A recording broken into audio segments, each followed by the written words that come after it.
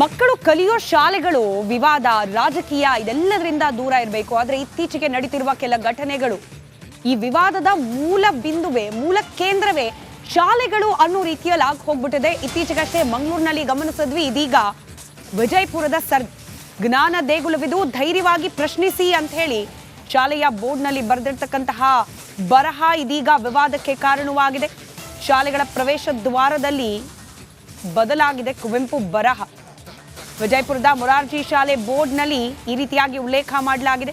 ಜ್ಞಾನ ದೇಗುಲವಿದು, ಕೈ ಮುಗಿದು ಒಳಗೆ ಬಾ ಅಂತ ಹೇಳಿ ಸಾಮಾನ್ಯವಾಗಿ ಶಾಲೆಗಳ ಮುಂಭಾಗದಲ್ಲಿ ರಾಷ್ಟ್ರಕವಿ ಕುವೆಂಪು ಅವರ ಬರಹ ಕಾಣಲಿಕ್ಕೆ ಸಿಗ್ತಾ ಇತ್ತು. ಆದರೆ ಈಗ ಜ್ಞಾನ ದೇಗುಲವಿದು, ಧೈರ್ಯವಾಗಿ ಪ್ರಶ್ನಿಸಿ ಅಂತ ಹೇಳಿ ಬರೆಯಲಾಗಿದೆ. ಶಾಲಾ ವಿದ್ಯಾರ್ಥಿಗಳ ಪೋಷಕರು ಧೈರ್ಯವಾಗಿ ಪ್ರಶ್ನೆ ಮಾಡಲಿ, ಊಟ ಸೇರಿದಂತೆ ವಸತಿ ಶಾಲೆಯ ವಿಚಾರವನ್ನ ಪ್ರಶ್ನೆ ಮಾಡಲಿ ಅಂತ ಹೇಳಿ ಹೀಗೆ ಮಾಡಲಾಗಿದೆ ಅಂತ ಸಮಾಜ ಕಲ್ಯಾಣ ಇಲಾಖೆಯ ಡಿಡಿ ಪುಂಡಲೀಕ ಮಾನವರ ಮಾಹಿತಿಯನ್ನ ನೀಡಿದ್ದಾರೆ. ದೃಶ್ಯದಲ್ಲಿ ಗಮನಿಸ್ತಾ ಇದ್ದೀರಿ, ಶಾಲೆಯ ವಸತಿ ಗೃಹ ಅದರ ಮುಂಭಾಗಿಲಿನಲ್ಲಿ ಇರತಕ್ಕಂತಹ ಬರಹ ಬದಲಾಗಿರೋದು ಇದೀಗ ವಿವಾದಕ್ಕೆ ಕಾರಣವಾಗ್ತಾ ಇದೆ. ಇದಕ್ಕೆ ತಮ್ಮದೇ ಆದ ಸಮಜಾಯಿಷಿಯನ್ನ ಶಿಕ್ಷಣ ಇಲಾಖೆಯಿಂದಲೂ ಕೂಡ ನೀಡಲಾಗ್ತಾ ಇದೆ.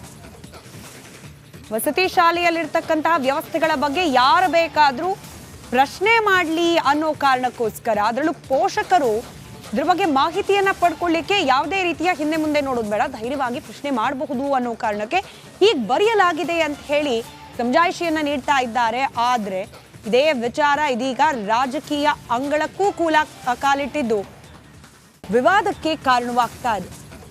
ಮಕ್ಕಳಲ್ಲಿ ಸಂಘರ್ಷವನ್ನ ಸೃಷ್ಟಿ ಮಾಡುವ ಮನಸ್ಥಿತಿಗೆ ಇವೆಲ್ಲವೂ ಕೂಡ ಹುನ್ನಾರ ಅಂತ ಹೇಳಿ ವಿಶ್ಲೇಷಣೆ ಮಾಡಲಾಗ್ತಾ ಇದೆ. ವಿಚಾರಕ್ಕೆ ಸಂಬಂಧಪಟ್ಟಂತೆ ಕೋಟಾ ಶ್ರೀನಿವಾಸ್ ಪೂಜಾರಿ ಕೂಡ ಪ್ರತಿಕ್ರಿಯೆಯನ್ನ ನೀಡಿದ್ದಾರೆ. ಹಾಗೆ ಪ್ರಿಯಾಂಕ್ ಖರ್ಗೆ, ನಾನಾಗ್ಲೇ ಹೇಳ್ತಾ ಇದ್ದ ಹಾಗೆ ಶಾಲಾ ಕಾಲೇಜುಗಳ ಆವರಣ ರಾಜಕೀಯದಿಂದ ಮುಕ್ತವಾಗಿರಬೇಕು. ಆದ್ರೆ ಈ ರೀತಿಯ ಘಟನೆಗಳು ನಡೆದಾಗ ಅಲ್ಲಿ ರಾಜಕೀಯ ಅನಾಯಾಸವಾಗಿ ಪ್ರವೇಶ ಮಾಡಿಬಿಡುತ್ತೆ. ವಸತಿ ಶಾಲೆಗಳಲ್ಲಿ ಈ ರೀತಿಯಾಗಿ ಬರೆದಿರೋದನ್ನ ಸಮರ್ಥಿಸ್ಕೊಂಡು ಮಾತನಾಡಿದ್ದಾರೆ ಪ್ರಿಯಾಂಕ್ ಖರ್ಗೆ. ಸಾಮಾಜಿಕ ಸ್ಥಿತಿಗಳ ತಕ್ಕಂತೆ ಬದಲಾವಣೆ ಕೂಡ ಆಗ್ತಾ ಇರಬೇಕಾಗುತ್ತೆ ಅನ್ನೋದು ಪ್ರಿಯಾಂಕ್ ಖರ್ಗೆ ಅವರ ಸಮಜಾಯಿಷಿ. ಇದಕ್ಕೆ ವಿರೋಧವನ್ನ ವ್ಯಕ್ತಪಡಿಸಿದ್ದಾರೆ ಕೋಟಾ ಶ್ರೀನಿವಾಸ್ ಪೂಜಾರಿ.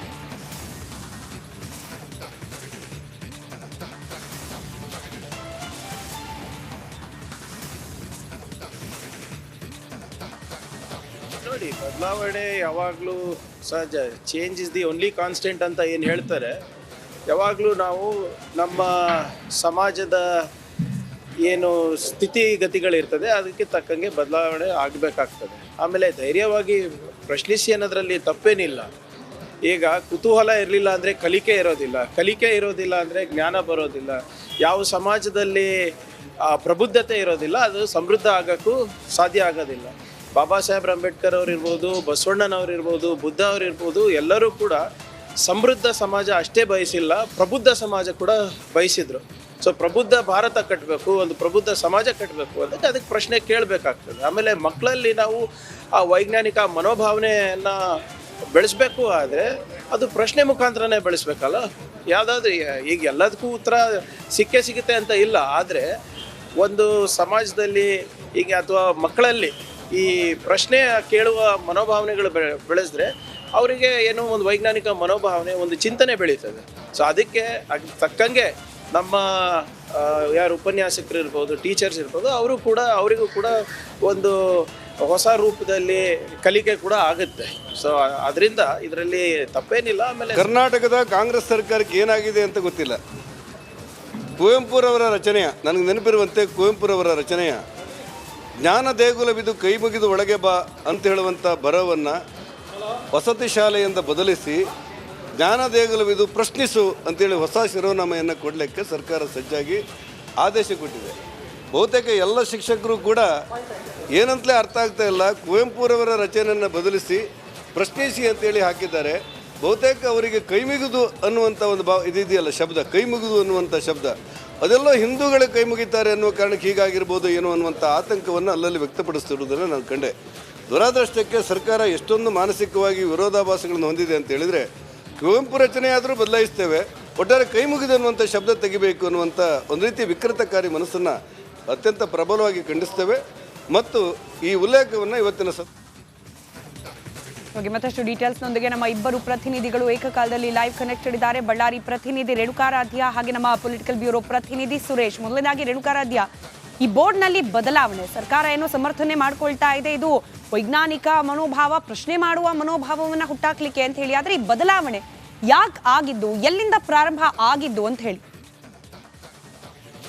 ಖಂಡಿತ ಸ್ಮಿತಾ, ಇತ್ತೀಚೆಗೆ ರಾಜ್ಯ ಸರ್ಕಾರ ಒಂದಾದ ಮೇಲೆ ಒಂದೊಂದು ವಿವಾದಗಳನ್ನ ಮಾಡ್ಕೊಳ್ತಾ ಇದೆ. ಅದರಲ್ಲೂ ವಿಶೇಷವಾಗಿ ಶಾಲಾ ಕಾಲೇಜಿನ ವಿಚಾರದಲ್ಲಿ ಸಾಕಷ್ಟು ವಿವಾದಗಳು ಸೃಷ್ಟಿ ಆಗ್ತಾ ಇರ್ತಕ್ಕಂಥದ್ದು. ಮೊನ್ನೆಯಷ್ಟೇ SLC ದಿನಾಂಕ ಅಥವಾ ಸಮಯ ಬದಲಾವಣೆ ವಿಚಾರದಲ್ಲೂ ಕೂಡ ಸಾಕಷ್ಟು ಚರ್ಚೆ ಆಗುವ ಮಟ್ಟಕ್ಕೆ ಒಂದು ವಿವಾದ ಸೃಷ್ಟಿಯಾಗಿತ್ತು. ಅದಾದ ಬಳಿಕ ಈಗ ಸಮಾಜ ಕಲ್ಯಾಣ ಇಲಾಖೆ ವ್ಯಾಪ್ತಿಗೆ ಬರ್ತಾ ಇರ್ತಕ್ಕಂಥ ಮೊರಾರ್ಜಿ ವಸತಿ ಶಾಲೆಗಳಲ್ಲಿ ಈ ರೀತಿಯಾಗಿ ಘೋಷವಾಕ್ಯಗಳನ್ನ ಬದಲಾವಣೆ ಮಾಡ್ತಾ ಇರ್ತಕ್ಕಂಥದ್ದು. ಇಷ್ಟು ದಿವಸ ಏನು ಆ ಒಂದು ವಸತಿ ಶಾಲೆಯ ಮುಖ್ಯ ದ್ವಾರಗಳಲ್ಲಿ ಜ್ಞಾನ ದೇಗುಲವಿದು ಕೈ ಮುಗಿದು ಒಳಗೆ ಬಾ ಅನ್ನುವ ಒಂದು ಘೋಷವಾಕ್ಯವಿತ್ತು. ಆ ಘೋಷವಾಕ್ಯವನ್ನ ಈಗ ಏಕಾಏಕಿಯಾಗಿ ಬದಲಾವಣೆ ಮಾಡಿರ್ತಕ್ಕಂಥದ್ದು. ಅಂದ್ರೆ ಸಂಪೂರ್ಣವಾಗಿ ಅದನ್ನ ಕಿತ್ತು ಹಾಕಿಲ್ಲ, ಆದ್ರೆ ಅದರ ಮೇಲೆ ಒಂದು ವೈಟ್ ಸ್ಟಿಕ್ಕರ್ ಅಂಟಿಸಿಬಿಟ್ಟು ಅದರ ಮೇಲೆ ಜ್ಞಾನ ದೇಗುಲವಿದು ಪ್ರಶ್ನಿಸಿ ಅನ್ನುವ ಒಂದು ಘೋಷವಾಕ್ಯವನ್ನ ಹೊಸದಾಗಿ ಸೃಷ್ಟಿ ಮಾಡಿ ಹಾಕಿರ್ತಕ್ಕಂಥದ್ದು. ಇದು ಕೇವಲ ಬಳ್ಳಾರಿಯಲ್ಲಿ ಮಾತ್ರವಲ್ಲ, ಬಳ್ಳಾರಿ, ವಿಜಯಪುರ ಜೊತೆಗೆ ರಾಯಚೂರು ಸೇರಿದಂತೆ ಹಲವಾರು ಜಿಲ್ಲೆಗಳಲ್ಲಿ ಇದೇ ರೀತಿಯಾಗಿ ಬದಲಾವಣೆಯನ್ನ ಮಾಡಿರ್ತಕ್ಕಂಥದ್ದು. ಈ ವಿಚಾರ ಈಗ ರಾಜಕೀಯ ಸ್ವರೂಪವನ್ನ ಪಡಿತಾ ಇರ್ತಕ್ಕಂಥದ್ದು. ಶಾಲೆಯ ಅಂಗಳದಲ್ಲಿ ಈಗ ರಾಜಕೀಯ ಮಾಡ್ತಾ ಇದ್ದಾರೆ ಅನ್ನುವ ನಿಟ್ಟಿನಲ್ಲಿ ಬಿಜೆಪಿ ಟೀಕೆಯನ್ನು ಕೂಡ ಮಾಡ್ತಾ ಇರ್ತಕ್ಕಂಥದ್ದು. ಅಂದ್ರೆ ಕೈ ಮುಗಿದು ಒಳಗೆ ಬಾ ಅಂದ್ರೆ ಜ್ಞಾನ ದೇಗುಲವಿದು ಕೈ ಮುಗಿದು ಒಳಗೆ ಬಾ ಅಂದ್ರೆ ಮಕ್ಕಳಲ್ಲಿ ಒಂದು ರೀತಿಯಾದ ಪೂಜನೀಯ ಭಾವನೆ ಬರಲಿ ಅನ್ನುವ ನಿಟ್ಟಿನಲ್ಲಿ ಕುವೆಂಪು ಅವರ ಒಂದು ಘೋಷವಾಕ್ಯವನ್ನ ಅಲ್ಲಿ ಹಾಕಲಾಗಿತ್ತು. ಆದ್ರೆ ಈಗ ಯಾರನ್ನ ಮಕ್ಕಳು ಪ್ರಶ್ನೆ ಮಾಡ್ಬೇಕು ಅನ್ನುವ ನಿಟ್ಟಿನಲ್ಲಿ ಈ ರೀತಿಯಾದ ಯಾರನ್ನ ನಾವು ಪ್ರಶ್ನೆ ಮಾಡ್ಬೇಕು ಅನ್ನುವ ನಿಟ್ಟಿನಲ್ಲಿ ಮಕ್ಕಳು ಯಾರನ್ನ ಪ್ರಶ್ನೆ ಮಾಡ್ಬೇಕು ಅನ್ನುವ ನಿಟ್ಟಿನಲ್ಲಿ ಬಿಜೆಪಿಯವರು ಈ ರೀತಿಯಾಗಿ ಟೀಕೆಯನ್ನ ಮಾಡ್ತಾ ಇರ್ತಕ್ಕಂಥದ್ದು. ಸಮಾಜ ಕಲ್ಯಾಣ ಇಲಾಖೆ ಅಧಿಕಾರಿಗಳನ್ನ ಕೇಳಿದ್ರೆ ಇದಕ್ಕೂ ನಮಗೂ ಸಂಬಂಧವಿಲ್ಲ, ಕಳ್ತಪ್ಪಿನಿಂದ ಆಗಿದೆ ಅಂತ ಸಮಾಜ ಕಲ್ಯಾಣ ಇಲಾಖೆ ಅಧಿಕಾರಿಗಳು ಹೇಳ್ತಾ ಇರ್ತಕ್ಕಂಥದ್ದು. ಇನ್ನೊಂದು ಕಡೆಗೆ ನಮಗೆ ಆಫ್ ದ ರೆಕಾರ್ಡ್ ಮಾಹಿತಿ ಸಿಕ್ಕಿರೋದು ಏನಂದ್ರೆ ಸಮಾಜ ಕಲ್ಯಾಣ ಇಲಾಖೆಗಳ ಅಧಿಕಾರಿಗಳು ಎಲ್ಲರೂ ಇರ್ತಕ್ಕಂಥ ಅಂದ್ರೆ ಇಲಾಖೆಯ ಅಧಿಕೃತ ವಾಟ್ಸ್ಆಪ್ ಗ್ರೂಪ್ ನಲ್ಲಿ ಈ ರೀತಿಯಾಗಿ ಬದಲಾವಣೆ ಮಾಡಲು ಮೌಖಿಕವಾಗಿ ಸೂಚನೆಯನ್ನ ನೀಡಿದ್ದಾರೆ ಅನ್ನುವ ಮಾಹಿತಿ ಈಗ ಲಭ್ಯವಾಗಿರ್ತಕ್ಕಂಥದ್ದು. ಅಂದ್ರೆ ಯಾವುದೇ ರೀತಿಯ ವಿವಾದ ಆಗದೇ ಇದ್ರೆ ಇದನ್ನ ಒಂದು ಸುತ್ತೋಲೆ ಹೊರಡಿಸುವ ಮೂಲಕ ಆ ಬಳಿಕ ಅಧಿಕೃತಗೊಳಿಸೋದಕ್ಕೆ ಸರ್ಕಾರ ಚಿಂತನೆ ಮಾಡಿದೆ ಅಂತ ಇಲ್ಲಿ ಹೇಳಲಾಗ್ತಾ ಇರ್ತಕ್ಕಂಥದ್ದು. ಸ್ಮಿತಾ, ಒಟ್ಟಾರೆಯಾಗಿ ಈ ರೀತಿಯಾಗಿ ಘೋಷವಾಕ್ಯ ಬದಲಾವಣೆ ಮಾಡಿರ್ತಕ್ಕಂಥದ್ದು ಬಿಜೆಪಿ ಕಡೆಯಿಂದ ಸಾಕಷ್ಟು ಟೀಕೆಯನ್ನ ಮಾಡ್ತಾ ಇದ್ರೆ, ಇನ್ನೊಂದು ಕಡೆಗೆ ಕಾಂಗ್ರೆಸ್ನ ಸಚಿವರು ಸೇರಿದಂತೆ ಶಾಸಕರುಗಳು ಇದನ್ನ ಸಮರ್ಥನೆಯನ್ನ ಮಾಡ್ಕೊಳ್ತಾ ಇರ್ತಕ್ಕಂಥದ್ದು. ಕಾಂಗ್ರೆಸ್ನ ಸಮರ್ಥನೆ ಏನು ಅಂದ್ರೆ ಮಕ್ಕಳಲ್ಲಿ ಈಗಿನಿಂದನೇ ಕೂಡ ಪ್ರಶ್ನಾ ಮನೋಭಾವ ಬರಲಿ ಅನ್ನುವ ನಿಟ್ಟಿನಲ್ಲಿ ನಾವು ಈ ರೀತಿಯಾಗಿ ಘೋಷವಾಕ್ಯವನ್ನ ಬದಲಾವಣೆ ಮಾಡ್ತೀವಿ ಅಂತ ಹೇಳ್ತಾ ಇರ್ತಕ್ಕಂಥದ್ದು. ಸ್ಮಿತಾ, ರೈಟ್, ಸಂಪರ್ಕದಲ್ಲಿರಿ. ಹಾಗೆ ಸುರೇಶ್, ನಮ್ಮ ಪೊಲಿಟಿಕಲ್ ಬ್ಯೂರೋ ಪ್ರತಿನಿಧಿ ಕೂಡ ನಮ್ಮ ಜೊತೆ ನೇರ ಸಂಪರ್ಕದಲ್ಲಿದ್ದಾರೆ. ಈಗಷ್ಟೇ ವಿಜಯೇಂದ್ರ ಅವ್ರು ಮಾಡಿರುವ ಟ್ವೀಟ್ ಅನ್ನ ಗಮನಿಸ್ತಾ ಇದೆ ಸುರೇಶ್. ಅಂದ್ರೆ ಕಾಂಗ್ರೆಸ್ ಹಿಂದೂ ವಿರೋಧಿ ಮನಸ್ಥಿತಿ ಇದೆ ಅನ್ನೋದಕ್ಕೆ ಇದು ಒಂದು ನಿದರ್ಶನ ಅನ್ನೋ ಅರ್ಥದಲ್ಲಿ ಟ್ವೀಟ್ ಮಾಡಿದ್ದಾರೆ. ಕೈ ಮುಗಿದು ಒಳಗೆ ಬಾ ಅನ್ನೋದು ಎಲ್ಲೋ ಒಂದ್ ಕಡೆ ಹಿಂದೂ ಧಾರ್ಮಿಕ ಆಚರಣೆಗಳಿಗೆ ಸಂಬಂಧಪಡುತ್ತೆ, ಅದನ್ನೂ ಕೂಡ ಸಹಿಸ್ತಾ ಇಲ್ಲ ಕಾಂಗ್ರೆಸ್ ಸರ್ಕಾರ ಅನ್ನೋ ಅರ್ಥದ ಮಾತುಗಳು. ಸೊ ಇದು ಮತ್ತೊಂದು ರಾಜಕೀಯ ಚರ್ಚೆಗೆ, ಆಡಳಿತ ವಿರೋಧ ಪಕ್ಷಗಳ ನಡುವಿನ ಈ ವಿವಾದಕ್ಕೆ ಕಾರಣವಾಗ್ತಾ ಇದೆಯಾ ಅಂತ ಹೇಳಿ?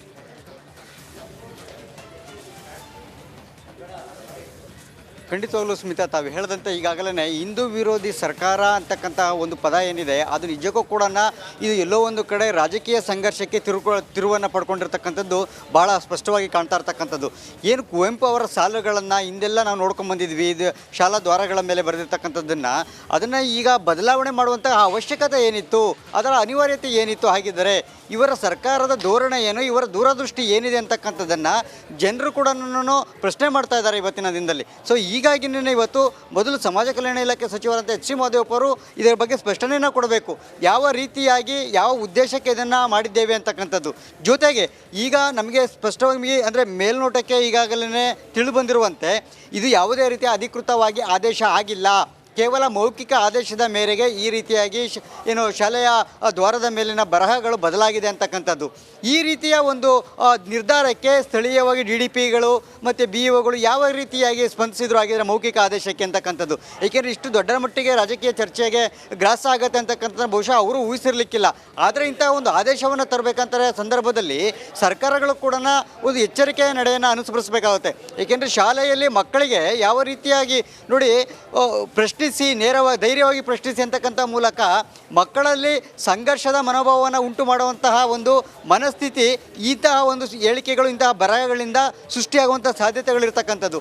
ಮಕ್ಕಳು ವಿದ್ಯೆಯನ್ನು ಕಲಿಯುವಂಥ ಸ್ಥಳದಲ್ಲಿ, ಅವರ ಜ್ಞಾನಾರ್ಜನೆ ಆಗುವಂಥ ಸ್ಥಳದಲ್ಲಿ ಹಾಗಿದ್ರೆ ಏನನ್ನು ಪ್ರಶ್ನೆ ಮಾಡಬೇಕು, ಇಲ್ಲಿ ಯಾರನ್ನು ಪ್ರಶ್ನೆ ಮಾಡಬೇಕು, ಇದರ ಸ್ಲೋಗನ್ನು, ಈ ಘೋಷವಾಕ್ಯದ ಉದ್ದೇಶ ಏನಿತ್ತು, ಇದನ್ನು ಮೊದಲು ಶಿಕ್ಷಣ ಇಲಾಖೆ ಮತ್ತು ಸಮಾಜ ಕಲ್ಯಾಣ ಇಲಾಖೆ ಸ್ಪಷ್ಟವನ್ನು ಪಡಿಸಬೇಕು.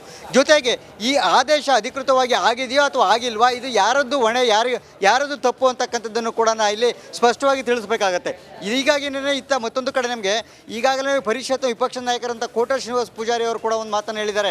ಇದು ಸರ್ಕಾರದ ವಿಕೃತ ಮನಸ್ಸು ಅಂತಕ್ಕಂಥದ್ದನ್ನು ಭಾಳ ಸ್ಪಷ್ಟವಾಗಿ ಹೇಳಿ, ಜೊತೆಗೆ ಬಸವರಾಜ ಬೊಮ್ಮಾಯಿ ಅವರು ಕೂಡ ಇದನ್ನು ಖಂಡಿಸಿರ್ತಕ್ಕಂಥದ್ದು. ಇವರು ಮಕ್ಕಳ ಮನಸ್ಸಲ್ಲಿ ಏನನ್ನು ತುಂಬೋದಕ್ಕೆ ಹೊರಟಿದ್ದಾರೆ, ಈ ರೀತಿಯ ಬರಹದ ಉದ್ದೇಶ ಏನಿತ್ತು, ಈ ರೀತಿಯ ಕುವೆಂಪು ಅವರ ಸಾಲಗಳನ್ನು ಬದಲಾವಣೆ ಮಾಡುವಂಥ ಉದ್ದೇಶ ಏನಿತ್ತು ಅಂತಕ್ಕಂಥದ್ದನ್ನು. ಸೊ ಹೀಗಾಗಿ ಸರ್ಕಾರ ಮೊದಲು ಸ್ಪಷ್ಟನೆಗೆ ಮುಂದಾಗಬೇಕು.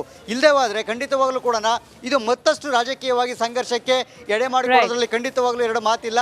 ಈ ಕೂಡಲೇ ಸ್ಥಳೀಯ ಸಚಿವರಾದಂಥ ಎಸ್ ಸಿ ಮಹದೇವಪ್ಪ ಅವರು ಮತ್ತು ಶಿಕ್ಷಣ ಸಚಿವರು ಈ ಬಗ್ಗೆ ಒಂದು ಸ್ಪಷ್ಟನೆ ಕೊಟ್ಟರೆ ಅಷ್ಟೇ ಈ ಒಂದು ಸಮಸ್ಯೆ, ಈ ಒಂದು ಸಂಘರ್ಷ ಏನಿದೆ ಇದಕ್ಕೆ ಒಂದು ಇತಿಶ್ರೀ ಆಡಬಹುದು. ಇಲ್ಲವಾದರೆ ಖಂಡಿತವಾಗಲೂ ಇದು ಕೂಡ ಮತ್ತಷ್ಟು ರಾಜಕೀಯ ಸಂಘರ್ಷಕ್ಕೆ ಎಡೆ ಮಾಡಿಕೊಡುತ್ತೆ ಅಂತ ಹೇಳ್ಬೋದು. ಧನ್ಯವಾದ ಇಬ್ರಿಗೂ ಕೂಡ. ಬಿಜೆಪಿಯ ರಾಜ್ಯಾಧ್ಯಕ್ಷ BY ವಿಜಯೇಂದ್ರ ಅವರು ಇದೇ ವಿಚಾರವನ್ನ ತಮ್ಮ ಸಾಮಾಜಿಕ ಜಾಲತಾಣದ ಖಾತೆಯಲ್ಲಿ ಬರೆದುಕೊಂಡಿದ್ದಾರೆ. ಕಾಂಗ್ರೆಸ್ ಸರ್ಕಾರ